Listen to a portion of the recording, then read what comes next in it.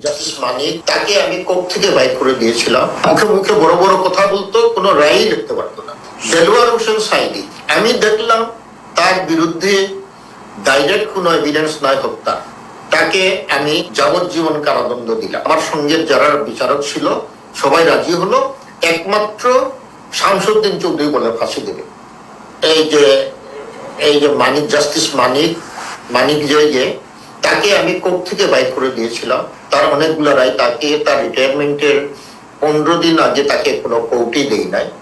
আমি তাকে বললাম তোমার যতগুলো রায় আছে, এই যে মানিক চৌধুরীর একজন আছেন, হ্যাঁ মানিক চৌধুরী, শামসুদ্দিন মানিক চৌধুরী, জি, এরা রায় লিখতে পারতো না, মুখে মুখে বড় বড় কথা বলতো, কোনো রায়ই লিখতে পারতো না। আমি বললাম তোমার এই রায়গুলা আমি তোমাকে কোনো কোর্ট দেবো না, তুমি এই রায়গুলা শেষ করো। তার কাছে মানে 500-600টা রায় ছিল। উনি লিখতে পারে না কেন আপনার?